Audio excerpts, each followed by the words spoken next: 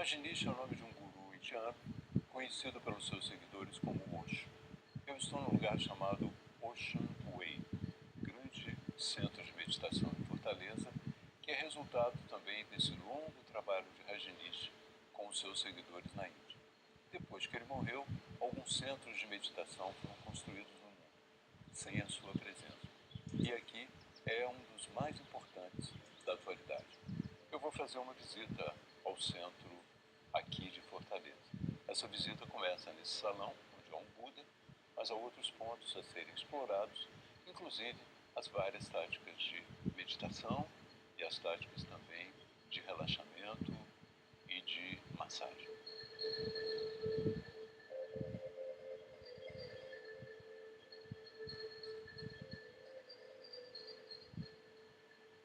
Mind's whole structure is based on confusion. Osho é um polêmico guru indiano que chegou a colecionar carros de luxo. Grande conhecedor da filosofia oriental, conseguiu adaptá-la aos anseios ocidentais, de espiritualidade sem culpa, não só no sexo, mas quanto também às desigualdades sociais. Eu acho que uma das coisas mais, assim, não tão convencionais que ele trouxe foi a integração.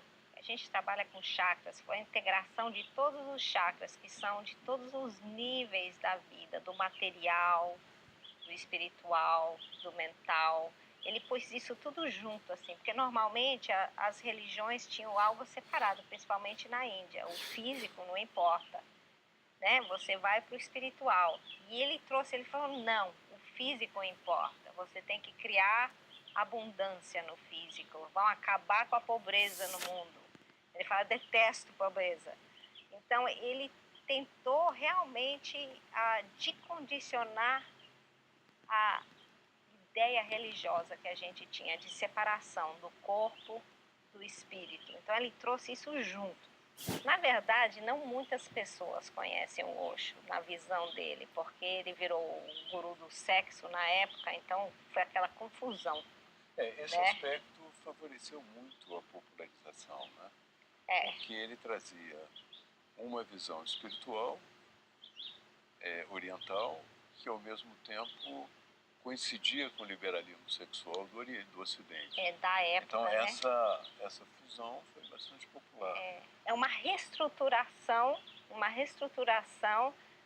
de toda a visão do ser humano, assim, também da parte sexual, de como trazer um estado de presença e meditação dentro da sua vida mesmo.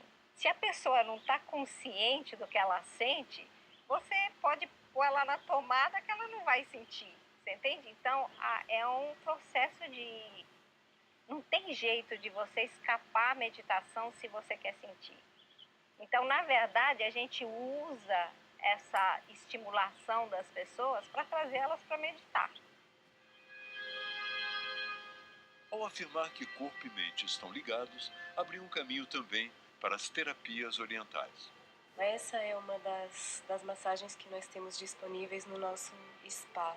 É uma esfoliação revitalizante e depende um pouquinho daquilo que a pessoa sente. Então, ela pode ser aplicada de várias formas. A gente entra num processo de sintonização com a pessoa e ela trabalha muito com a presença e com a sintonia. Praticamente todas as técnicas que nós temos desse complexo de sessões do spa, elas são dentro desses princípios, do princípio da presença, do trabalho com o coração e de sintonizar com a pessoa.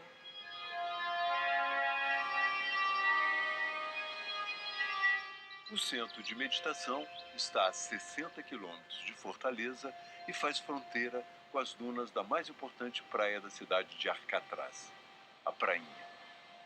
O lugar aqui chama Oceane. Isso. E eu me pergunto se vocês... É claro, Osho, por causa do Osho.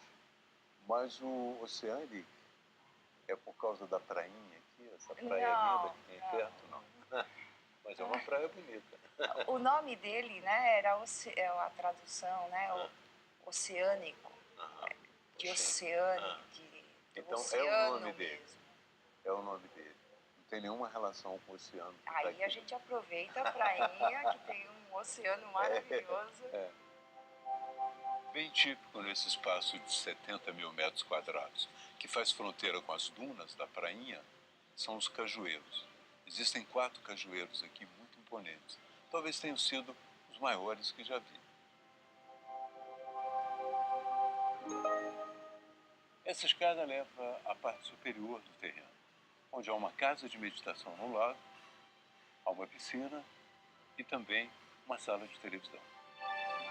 Roma, me conta a história desse centro de meditação. Vocês se inspiraram no centro de meditação de Puna? Não, a gente na verdade se inspirou na visão, na compreensão da visão da gente do Osho.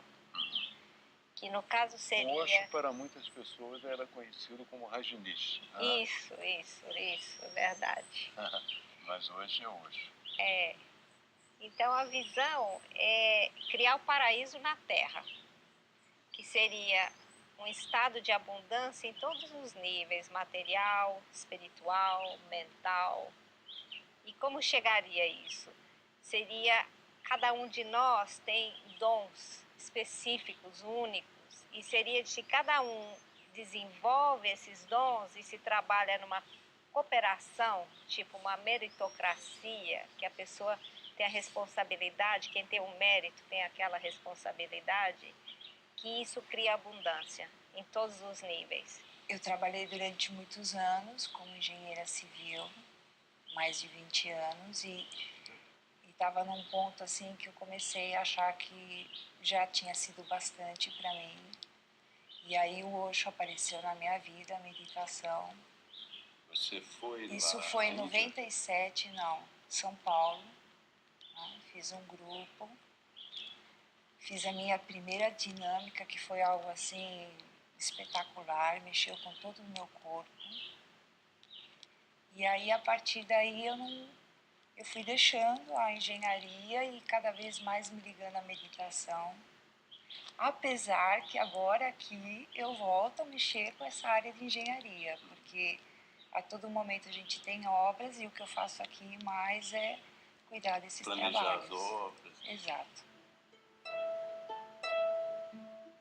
Durante o dia, procurei seguir as principais atividades.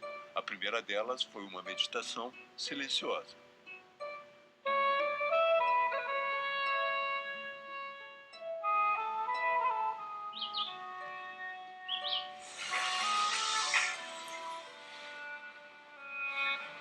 Depois de um almoço, com vegetais, peixe e arroz integral, tive uma ideia do que definem como meditação ativa. O fundamental da gente é o se conhecer mesmo. Então a gente usa várias técnicas, mas a base do local mesmo são as meditações ativas. Tanto que a gente tem 3 por dia, porque é o que mantém a gente são e trabalhando juntos, senão dá confusão. Quando eu fui a Puna, havia lá uma meditação muito popular, chamada meditação caótica. Sim. E a gente utilizava a respiração de uma forma caótica mesmo. Isso. Agora, a meditação ativa, o que é? A meditação ativa usa o corpo. Coisas físicas, por exemplo, uma respiração caótica, ou uma dança, um movimento, um chacoalhar, ela ativa o físico, que seria primeiro, segundo chakra, ela ativa isso, o emocional. É como se o corpo carregasse uma sabedoria e a meditação ativa, ela acorda tudo isso. E daí você pode entrar em silêncio mais profundo. Essa é a ideia. É uma meditação de 1 hora, dividida em 4 estágios de 15 minutos cada. O primeiro estágio é um chacoalhar, onde a gente permite o chacoalhar acontecer no corpo. O segundo estágio é uma dança. Vai ter uma música que vai mudar, e é o estágio onde você conecta com o corpo e vê aonde o corpo está se movendo.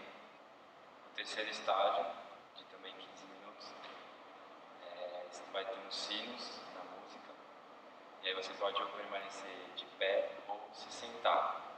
E aí é um estágio mais de observação. E o último estágio, todo mundo ou de pé ou sentado se deita no chão e é o estágio do silêncio e do relaxamento.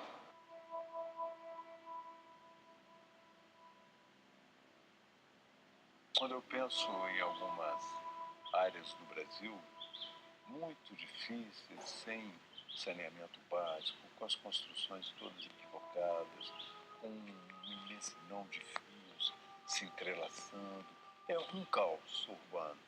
No entanto, eu consegui encontrar algumas pessoas ali parecendo bastante tranquilas, né? Eu fico pensando se não é possível também a gente superar a ideia de um lugar paradisíaco para um estado paradisíaco, né?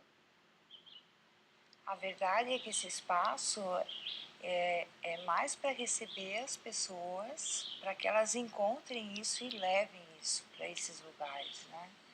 E assim, e aos poucos as transformações vão acabar acontecendo, né? A hora que vem essa consciência. E as massagens? Quantos tipos de massagens existem? Vários tipos. Eles vêm, os massagistas vêm? Alguns moram aqui e outros vêm e vão. Massagem ayurvédica é uma técnica milenar indiana que trabalha o corpo de uma forma inteira, a parte física, a parte emocional, a parte energética. Através do toque no corpo, a gente vai em todos esses níveis, todos esses campos.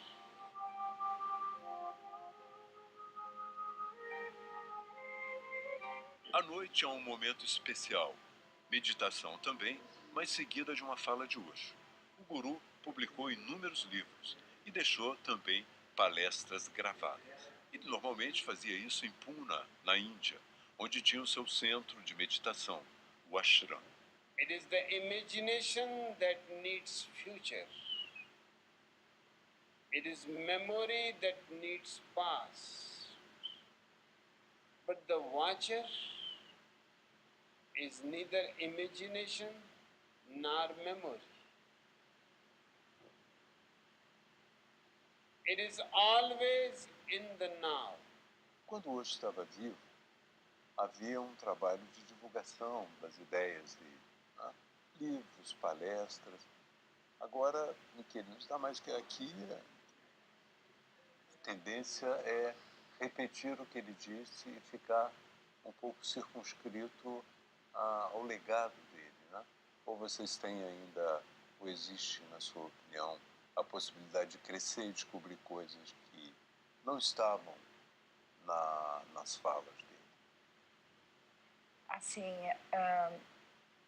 aqui na Oceânica a gente tem uma meditação que a gente chama Hobby Branco. Ela acontece 2 vezes por semana e tem um vídeo do Osho durante essa meditação, que são palestras que ele deixou. E isso é bastante interessante porque mesmo que a gente repita a mesma palestra diversas vezes, em cada momento você consegue ver mais profundamente aquilo que ele está falando. Então, mesmo aqui, eu já assisti, às vezes, a mesma palestra mais de uma vez e eu vi o quanto eu podia ouvir mais. The mind is just like a TV screen on which thoughts,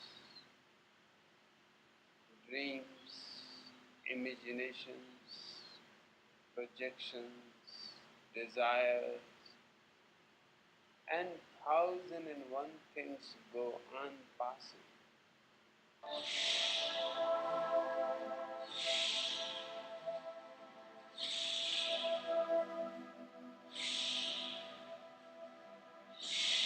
It is a miracle of nature that out of dirty mud and water, it brings out one of the most beautiful flowers in existence. But mud and water are not lotus flowers. Uma administração regida por alemães permitiu que quase tudo que ele deixou fosse preservado. As pessoas que vêm já têm uma noção de quem foi o Osho, do que ele pensava, do que era basicamente a sua filosofia, ou às vezes vem porque nem sabem. Nem sabe. Às vezes chega gente de paraquedas aqui, viu não sei aonde, mas o que a gente não é nem um centro oficial do Osho, porque a gente é aberto também para outras pessoas alugarem o espaço. Então a gente é um centro de meditação, na linha do Osho. Agora, por exemplo, na América do Sul, a gente é o maior centro do Osho nesse momento. Acho que até na América Latina, né, no momento. E esse lugar foi assim, a gente falou, vamos juntar. Eram quantos que decidiram? No começo eram 7, depois foram 8 e agora são 5. Então, de parceiros básicos que botaram as suas reservas, tudo junto para criar esse espaço. E daí Todos tinham já uma experiência da Índia, do Ashram, do centro de meditação do Rajneesh na Índia, todos conheciam.